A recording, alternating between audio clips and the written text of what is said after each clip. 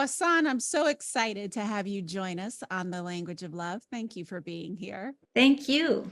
So, you, like me, you call us shining light parents, which I think is beautiful, but you, like me, have been through the tragedy of losing a child, not just once, but twice. So, your two angels, Chelsea and Morgan, I'm wondering if you can tell us the story. I would love to. And thank you for asking. I always love talking about both Chelsea and Morgan, and it's kind of hard normally with families and friends to talk about these kinds of things. So it's always nice to be able to have someone who's been through the same thing and who understands. And I was living in France. My husband was traveling overseas all the time at the time. I had been in the hospital for 2 months because I was having contractions with Chelsea. And this was between 1990 and 1991. And I already had Morgan, which was wonderful. But Morgan was with my mother-in-law, and he was having terrible asthma because he was allergic to cats. We didn't know it at the time. And he was living in a house with 2 cats. And so I was very worried about him. He wasn't breathing well. Every time that I would see him, which was only once a week about, I could see that he was going downhill. Chelsea was born, and I had her by C-section, and she only survived for 72 hours. And the reason that that happened was that I lost my water in the hospital. I knew that she wasn't moving. I could feel that she was moving less and less, but my gynecologist kept telling me that we needed to keep her in me as long as possible. And he wasn't even really present. And so basically what happened was that when she was born, she was still alive, but they put her on and they put her into the NICU unit for 72 hours, which is the most that they ever do in France. And she transitioned after that. So it was a very, very hard thing for me. Yeah. But at the same time, getting back to Morgan and being able to spend time with him again was absolutely wonderful. My husband had to leave for Reunion Island immediately after this happened because he was waiting with all of his business trips to be able to leave. So I was alone with Morgan. I actually had an episode of colitic nephritis. I'm not sure if that's the right word in English, but it was from the catheter. And luckily in France, they have SOS Médecins, which is a group of doctors that go house to house. And so I was able to get antibiotics. I was cured of that. And I truly believe that after the passing of Chelsea, I was able to move forward and heal. Of course, I missed her. Nobody wanted to talk about her at the time because I was in the south of France with family members that weren't actually my family members. They were my husband's family members. If I did try to bring up Chelsea, even getting just some kind of remembrance in the cemetery was very difficult. No one wanted to mention her. And then fast forward to I had 2 beautiful daughters after that. So I was very fortunate to have these 2 daughters who are now 31 and 29. So I've had a wonderful life. But then Morgan was studying at the University of Arizona. He was a cheerleader. He was one of the most gregarious, outgoing people you'd ever meet. He was and still is 6'7". He had a heart to match. Everyone called him Big Bear because of the huge bear hugs that he would give. And he had already been in China studying for a semester when he was a sophomore. He wanted to go back because he loved it in China. He loved Nanjing, and he was excited about doing so. He was a Chinese Eastern Asian Studies major, so he spoke Chinese. He spoke French fluently, obviously, because he grew up in France, and he wanted to be more fluent in Chinese. So the day before he left for China, and this was in August, he turned to me. He was packing his suitcase, and he said, "Mom, I don't think I'm coming back from China this time." And I said, "Morgan, why would you even go? You have plenty of credits. This is crazy. Why don't you stay here? You can cheerlead. You can go back and forth from Tucson. We'll be able to see you more." And he said, "No, Mom, I'll be fine." So that was the first time that I have ever even considered the idea of a soul plan. But that was something that kind of sent me on this path of understanding a lot more than I do now. And then he left for China with a group of 13 other students. They landed in Nanjing, and then for the first break that they were going to have, he wanted to go to Hong Kong because my husband has an office in Hong Kong and he wanted to be able to see Hong Kong. He had some friends from the program before who were living there. And we were worried that he wouldn't get a visa to get back into China. So, because of that, we said, aren't there any things happening during fall break for the students? And he said, yes, there's a trip to Tibet. I would love to be able to go to Tibet. And two other professors were supposed to go on the trip with him, and they were going to be teaching about the economy. I mean, they had already been teaching about the economy, the social system Whole in curriculum they were planning. the whole curriculum. Yes, everything was planned so that they could learn as much as possible about Tibet. They had to get visas. They ended up going, and I thought, okay, this is great. There are two other professors with him. There are 13 students. He's not going to have any trouble with a visa. But they landed in Lhasa without the two professors because they decided at the last minute that they weren't going to go. And went from 11,000 feet in altitude to the next day they rented a bus to go directly up to the base camp of Mount Everest in Tibet, which is 18,000 feet. So it was way too much altitude in one day. The kids that were on the bus were throwing up. They were actually urinating on themselves. Morgan was taking care of everyone. Poisoning. Yeah. I mean, and it's because there wasn't an adult, responsible No adult adult. to There bail was them a out. Chinese tour guide that was pushing them up the mountain because he wanted to get up to the top before nightfall. Hmm. And there's yurts up there, you know, this camp area. So he wanted to get them up there. I don't think that he realized the danger, Yeah. but Morgan was acting like the big brother because he was the one who spoke the best Chinese. Yeah. But his height played against him in the altitude sickness, because if you are closer to the gravity, you aren't as affected. He is this really big guy, you know, 6'7".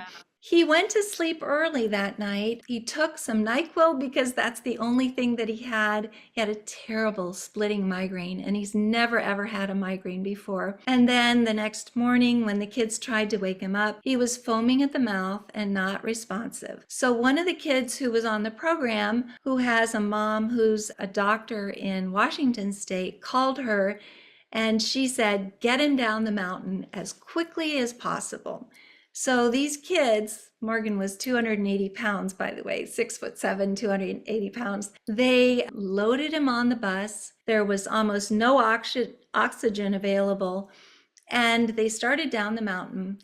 And as they were starting down the mountain, this was when I had gotten a call from the person who's the head of the program, who's in Nanjing. And he said, Ms. Boisson, we're having a problem. Would you like the phone number for one of Morgan's roommates? And I said, please give it to me. I didn't know how serious it was, though. And then I called Colin, and at that moment, they had stopped the bus because Morgan had stopped breathing completely. So they pulled him off the bus and they were attempting CPR, but these kids didn't know anything about CPR. They were just basically kind of Doing their best. Yeah. whatever they could. And I feel so, my heart goes out to all of them. And Colin said to me, and as soon as I got him, he said, Miss Boisson, it doesn't look good. Morgan's not breathing. We're attempting CPR, but I don't think it's going to work. And so I said to Colin, please put the phone up to Morgan's ear. And when he did, I said, we love you. We're proud of you. And don't be afraid. And right then, I had a shared death experience with Morgan, and I had never even heard of what a shared death experience was, because even though I had heard of Dr. Raymond Moody, I had never read any of his books. What happened to me was just incredible. In fact, I was sitting in the office with my husband and I was talking to Morgan, and he thought Morgan was still alive from the way that I was interacting with him. And he said, "Let me talk to Morgan." And I said, "Honey, I'm sorry," or I said it in French, "Je suis désolée, je ne pense plus qu'il soit là." So I said, I think that he's no longer there. I gave him the phone, and of course, he broke down. My two daughters, who had gone to a fear farm because it was right near Halloween down in Phoenix, my youngest daughter called my eldest daughter and said, "Morgan's died. You have to come home," which was probably the worst thing that she Yeah. could have said. Yeah. So my two daughters were in the living room, just on their knees crying. My husband and their boyfriends were there. My husband came out of the office. They were all wailing. And I said, "Wait, wait, wait. No, please don't do this. He's okay. He is 100% okay. And I know this because I felt him. I felt this enormous hug. And it was one of the most incredible things for me. And I feel that I shared his transition with him. I shared that joy and that beauty of going to the other side and seeing all these people. And I've heard from other people, and I know that a lot of people who've had children transition think, "Why didn't I have that right away?" I think it was because Chelsea, from what I've heard, was the first person to greet him. She grabbed his hand and led him to me to give me that hug. And I She truly believe, facilitated it. Yeah. yeah, And so I have so many, I mean, that was such a beautiful story. Thank you for sharing it. And I got a little emotional because I remember the whispering in the ear part. That was just really touching and beautiful. But most importantly, these guys are used to me crying, so it doesn't matter. I'm a big one for crying out loud when you I need to. love it. One of the things, so there's so many things that I want to unpack here. And, my peeps here are definitely spiritually curious. Many of them are spiritually active, but, they're not this isn't necessarily the normal. We talk about this stuff all the time, but this isn't, everyday conversations for most of them. So I want to unpack some of what you talked about, in terms of, first of all, this shared death experience, because, what you're saying, I think, is that, and you probably learned this later from a trusted medium who told you what actually happened, but from what you're describing, while you could have and might have otherwise been, on the floor with the rest of your family, you had a full physical, emotional, and mental awareness that his spirit was with you, and and the joy and the release that he was experiencing as he transitioned to the other side. And that you Exactly. were able to experience that with him from And that. I shared it with him. And it's interesting because, as I say, I didn't know anything about it, but my first book that I read the next day was Life to Afterlife by Dr. Raymond Moody. Yes. And he also writes about shared death experiences. And in fact, the video that I saw, I just Googled shared death experiences. The video that I saw with him talking to Paul on this, they were walking through the forest in UC Santa Cruz, Paul Perry, excuse me. I looked at the date of the video and it was October 9th, 2009, which is exactly the same day that Morgan had his Wow. shared experience. That- So what I was going to say more than that, though, is that I got into a study with William Peters, and he does the shared death experience, and he works at UC Santa Cruz as well as with Dr. Raymond Moody, and he interviewed with a bunch of other university colleagues lots of people who have had these shared death experiences. And I'm saying this because there are so many people out there that don't necessarily know that they've had this shared death experience, but it is something that they love to be able to catalog. So I was in his first book. They recorded me and they took down all of the information about it. And they said that it was a little bit different than most shared death experiences because most of them happen in a close proximity. Mine happened across the world. Yeah. which was pretty I amazing. would, and it's interesting because I have been told, I never really knew what this was. I had a very different, I didn't have the experience you had until much later. I mean, Yeah. not much later, maybe a week later. And I wouldn't categorize that as a shared death experience. It was more, I've shared this on your platform that we're going to get to in a minute, but I had a very metaphysical experience that these guys have heard about in my latest update about my journey with Sammy. But I was also told that another version of a shared death experience is when you leave your body. I don't Yeah. know if that's a shared near death experience, but when Sammy was, after I found him and my husband was doing CPR and I did the same thing, whispering in his ear, and then I was not saying you can go and you're going to be okay. I was just saying, I said all the wonderful things and I was just breathe, try to breathe. I was just, and then I left like I could see myself from the top of the room. I left my body and I thought it was a trauma reaction, which maybe it was, but someone has recently suggested to me that which I'd never heard about this because I'd never heard about a shared death experience before this person mentioned that is a version of either a shared death experience or a shared near death experience or something like that. I certainly in that moment did not feel the joy of the release and the transition because I was still so hopeful that maybe they would be able to revive him. And I was just in fear and praying. But one of the things I wanted to ask you about, just about you, and we're going to get into the journey that you've had since then and the ways you've turned your horrible pain into the most beautiful purpose. Were you someone before this happened that was really involved in the spiritual community or was aware of this kind of stuff? Or did that start after Morgan's transition? Well, I think that it definitely started after Morgan's transition, but I was always very spiritual. I had lived in India for 5 years. I would say that I've always been vegetarian because of living in India. I was studying yoga teacher training right before Morgan transitioned, I was just about to become a yoga teacher. And so I think that there were a lot of things going on in my life that were supposed to be happening for me to be able to move forward and heal. And I must say that the immediate reaction, and I know that you turned your pain into purpose immediately with Sammy by trying to help with this fentanyl problem, which I just think is so incredible. For me, what I wanted to do was to be able to find other parents who have had these shared death experiences with their children, or just be able to find other parents who have had children transition, because in my friend group, I didn't know of anyone who had had that happen. I felt so isolated.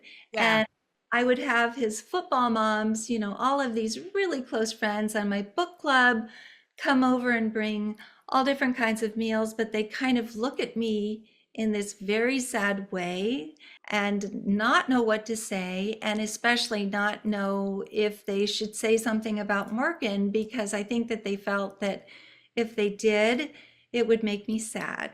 And of course, just like all of us know, that maybe it'll make us cry a little, but it just is such a wonderful thing to know. And it's such a wonderful thing. And it's so hard when, and which is why I think the support piece is so important and the community piece of other parents or others who have lost is so important. And I'm always, pushing for that because regular people, let's just say, or people to whom this hasn't happened, or people who aren't really even familiar with tremendous loss, are really intimidated by it. They don't know what to say. And like you said, they will avoid the topic altogether, or they'll tiptoe around you, or they'll eventually need you to be okay. Or sometimes you'll end up having to comfort them because they're so upset over what happened to you, which is so ironic to me. So you were starting to say that you were called really quickly to reach out and to start finding a community of other parents whose kids had transitioned.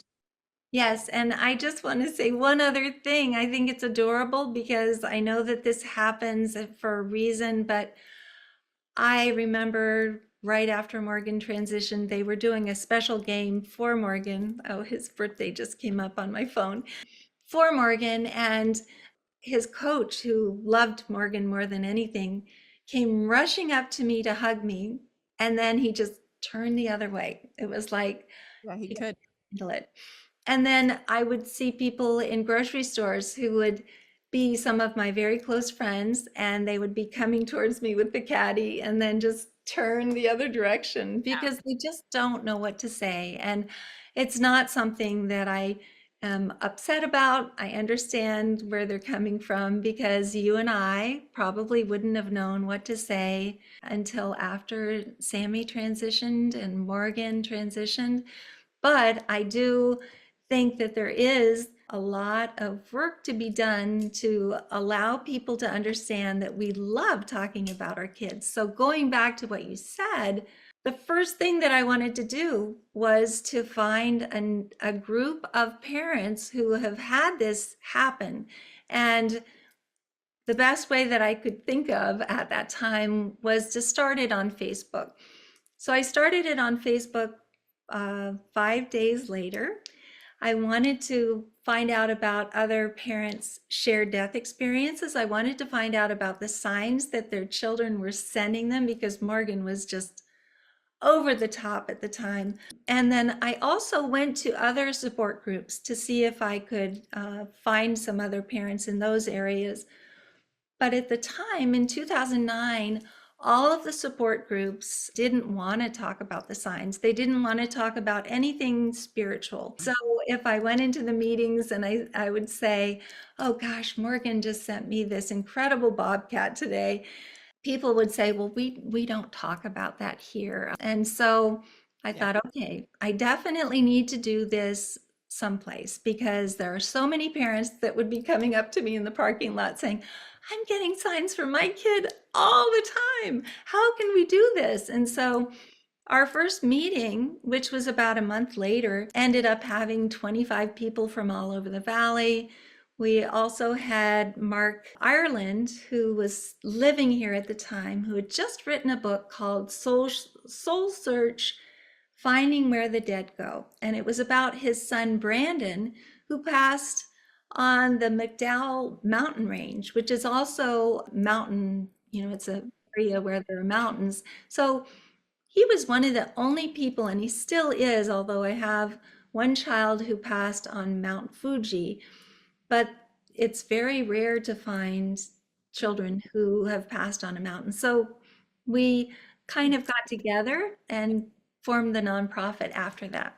And so that's what led to what is today, or the seed that led to what is today, helping parents heal. So let's talk about that. And then I also want to go back and dig into soul plans and some other things that I wanted to dive more deeply into. But let's talk about helping parents heal. Tell us about that. Okay, I would love to. So, Helping Parents Heal now is worldwide. We have groups throughout the United States and Canada and Mexico, as well as the UK and South Africa and Norway and Sweden, as well as the United Arab Emirates, so Dubai, and India has a huge presence, as well as New Zealand and Australia.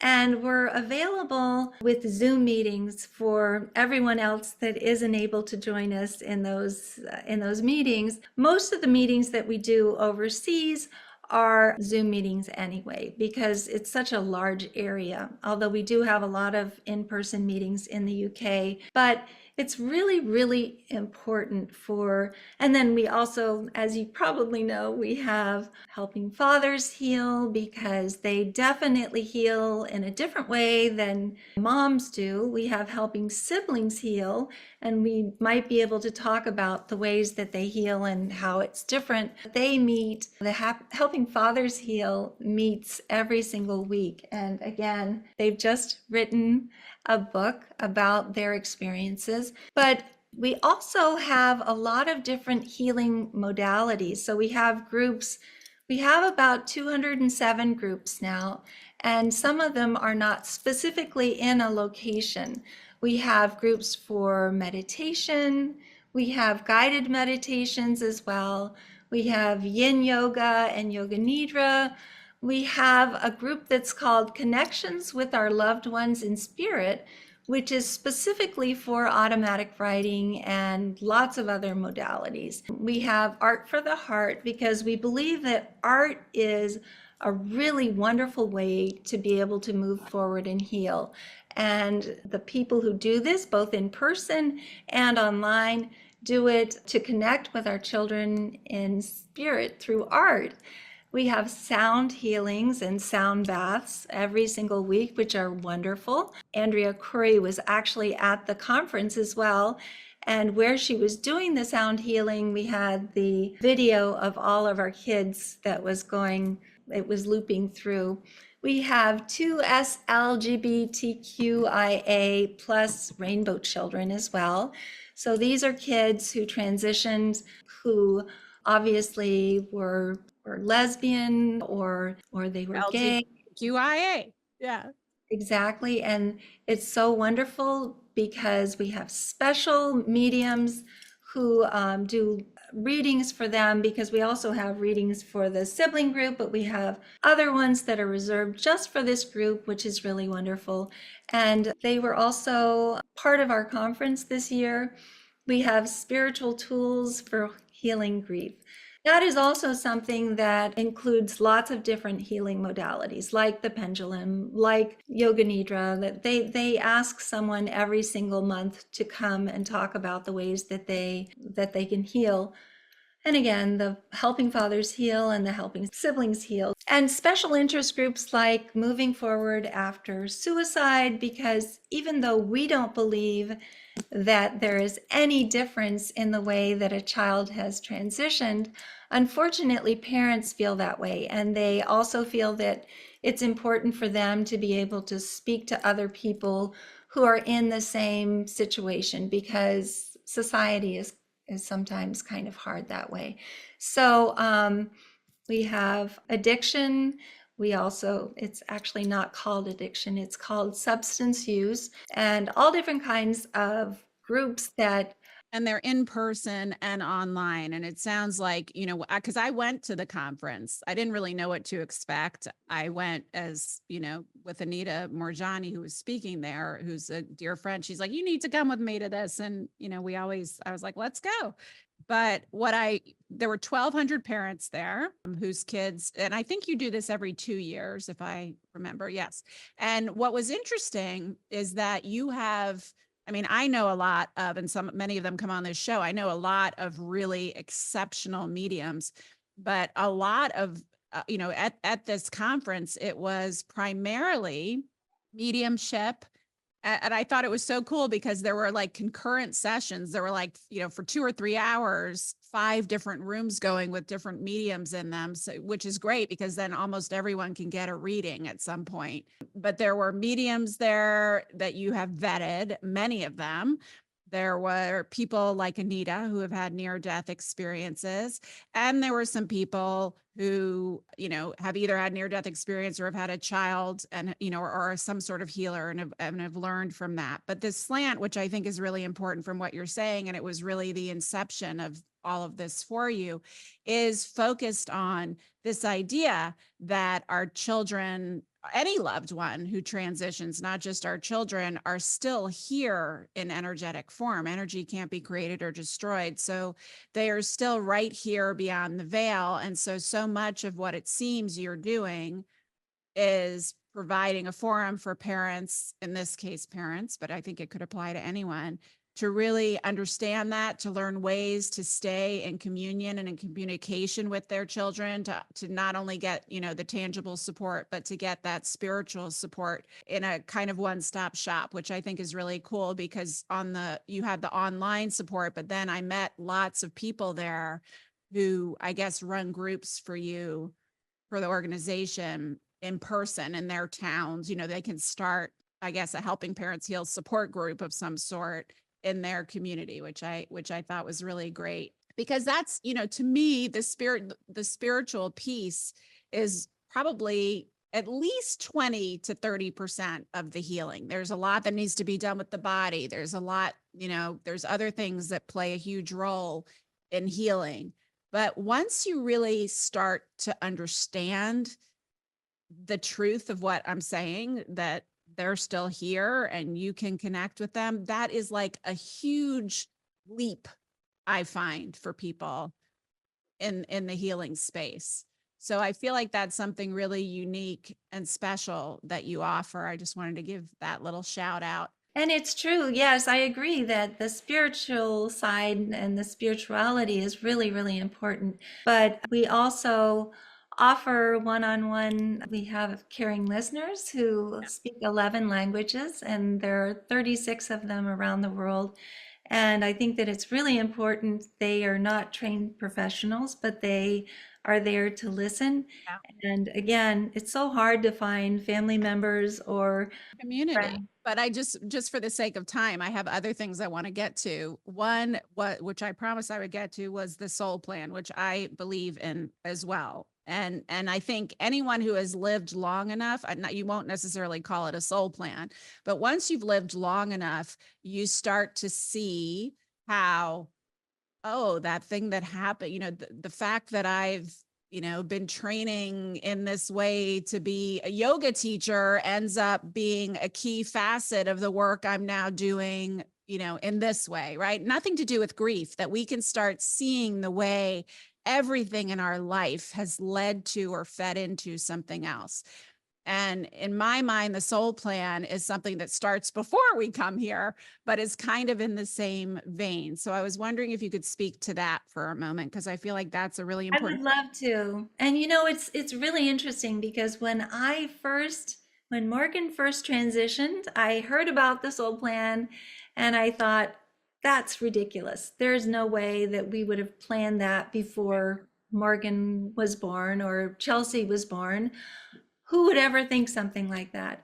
Yes. And it's very, very interesting because the longer that you go down this road and you discover different things about the afterlife, the more it makes sense. And I truly believe that there is a soul plan for each of us.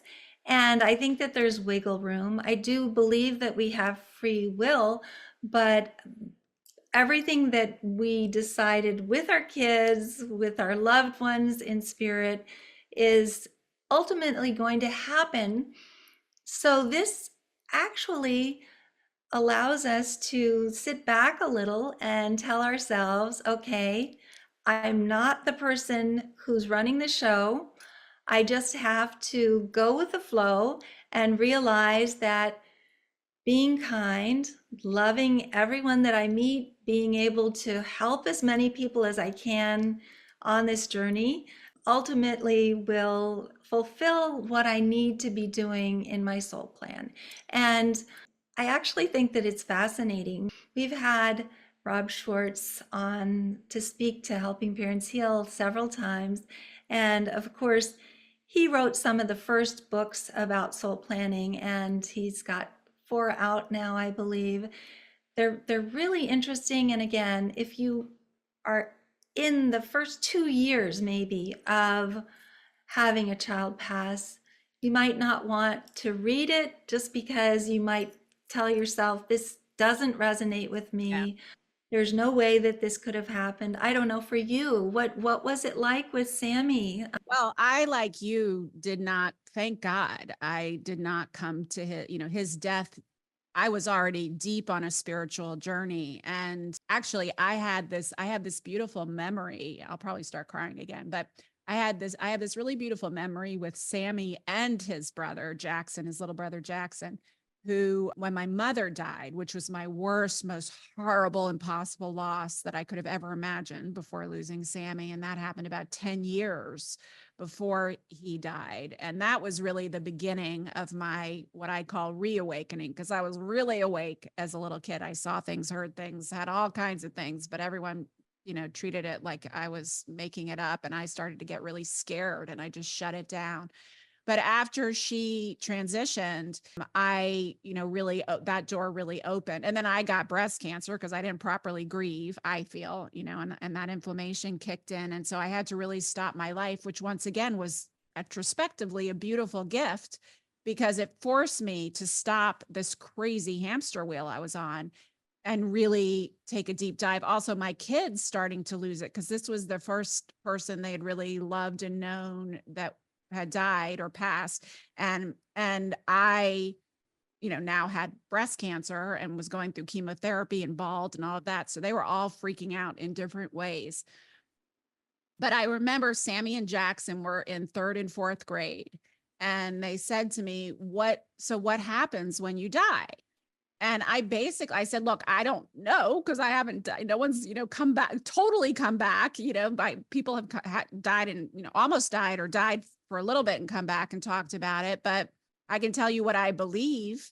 And what I said to them was something along the lines of so we go back, to oneness and we meet all of our relatives and all our loved ones that are on the side, and it feels wonderful and it's so beautiful. And everyone who dies goes through that, And I said, but I also think that we have a plan when we come here. I was like, so like before any of us came here, we all got together and we said, okay, you're going to be the kids. I'm going to be the mom, and there may be some things that we need to learn. So maybe we would choose like families that would maybe be harder because we'd talk, some of their friends were going through, maybe we chose families were harder because our soul had some things to learn, or maybe we have certain experiences because our soul kind of wanted to. This is part of the plan. We wanted to learn these things while we were here. And so my littlest one, Jackson, says, okay, mom, so when you die, will you wait for me so we can come back and be a family again? And I, of course, didn't explain to him that on the other side, there is no time and I won't have to wait. But like I just said, yes, I will absolutely wait for you. And then Sammy looked at me and said, I must have not had much to learn because I chose parents like you. Oh, that's Oh, so beautiful. What a wonderful thing for him to I say. know. And I go back to that a lot and think Well, and about that a lot. I think it's important also to understand that when we see each other again on the other side, it will be as though not 1 second has Yeah. passed. Yeah. And they're able to participate in everything that we're doing. And we can participate if we feel their hugs and if we're able to participate with them. But Yeah. another thing is that I think that a lot of people in my group feel that, first of all, that, obviously they have to show the grief to be able to show their child that they really cared about them, which is Points. completely the opposite. They want us to be happy, healthy, and whole. But second of all, it's really important to understand that even if you do express grief and if you are sad and if you just can't get out of bed for months and things like that, it doesn't affect them. They see the end plan that's going to be happening. So nobody should ever feel badly about either spending a lot of time in grief or not spending very much at all. Either way is fine. Our kids Yeah. ultimately only want us to be happy, and they high five each other when they see us smile. So if we're in a meeting and we're smiling, they all high five themselves. Oh, beautiful. I think that I totally believe that's true. And I actually I think, I can't remember if I shared this with you or not, but there were lots of meditations and guided experiences at this conference at the Helping Parents Heal thing. And I had an experience where I met, which I do often in different ways, but I met up with Sammy and he was showing me all kinds of stuff. And I said to him, because one of the assignments and, as we were going in, like, maybe there's something you want to ask them. Maybe I was like, Sammy, I can't think of anything to ask you right now. And I was like starting to pay. He's like, you ask me stuff all the time. Don't worry about it. And I said, but I do have one thing to ask you because I'm working on a grief book now, my first grief book that I've written. And I said, I do have one thing to ask you. Are you going to help me write this book? Because I would love your help. And he looked at me with this like kind of adorable, bemused expression. And he said, Mom, I was always going to help you write this book. And I knew, what he meant along the lines of the soul plan that we talked about, that where he is now, he sees the whole thing and he understands it just like all of our loved ones do, in ways that us in human form aren't meant to understand, or it would affect our human experience. So, much less can we understand until we get there. So I thought that was really beautiful. That was a lovely little gift among others I got while at your conference. So So beautiful. Yeah. And that must have been with Dr. Mark Pitstick when you were doing yeah, that, the yeah, facilitated afterlife connection. And I love those. And it's so nice to be able to, we do those with our parents quite frequently, as well as he does special breathing to be able to connect with our kids as well, which is a nice exercise as well. But I was worried in a setting like that, sometimes it makes you a little nauseous to do yeah.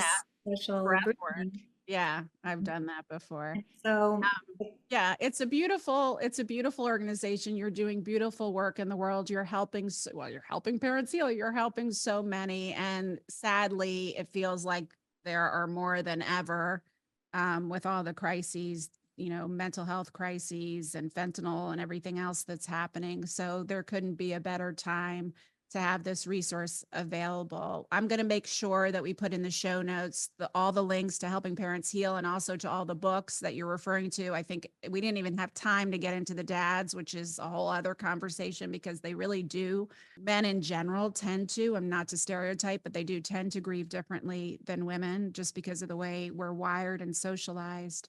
So I think that's a beautiful offering too. But any final words that you want to share before we go?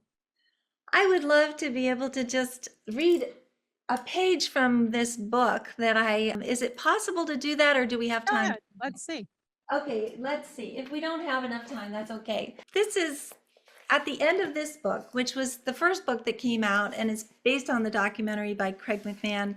I have a list of how to heal from the passing of a child, which is one of the things that's really important to helping parents heal. Know that your child is not gone, which is something that we've talked about. Take one breath at a time, then 1 minute at a time until you are ready to move forward. Everyone's journey is different. This is very important. Don't compare yourselves to anyone else's. You are unique just as your child is unique. Know that your child is happy, healthy, and home, and we are still in school.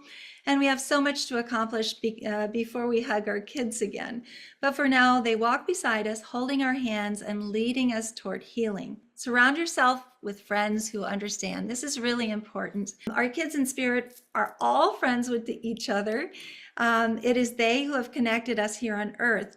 So I think that one thing that we try to do too much, and when we've had a child pass, is to hold on to the same people that we've been with forever. Mhm. This is a chance to evolve and find people who are really your family. Be kind to yourself and to others. Express gratitude. This is something that's really important. Every morning I do that when I wake up, is to express gratitude for everything that we have. Express forgiveness for yourself and for others. And I think that a lot of parents have a very hard time expressing forgiveness to themselves. Live each day in honor of your child in spirit. So I know you're doing that with Sammy. And I think that that's really important for everyone to just remember. This is the reason that we're living. We're living it so that they're proud of us. Raise your vibration, eat healthy plant-based foods, practice yoga and meditation, take long hikes outdoors, take your shoes off and connect your feet to the earth. Use crystals and essential oils. Use sound meditation and breathing exercises. And again, practice kindness wherever you go. And the last one, learn to communicate with your child in spirit through Amen. automatic writing, guided meditation, the pendulum, dream visits, mirror gazing, forest bathing, Reiki, and much more. We can all do this. And our kids are high-fiving each other each time they see us smile. Beautiful. That was a beautiful way to end and a beautiful summary. Thank you so much, Elizabeth, for being here and for who you are in the world. Oh, I'm just so grateful that you had me on here. Thank you so much for coming to speak to our group as well. Everyone loved to hear you speak. And I know that Sammy is very, very proud of you. Thank Thank you. thank you so much.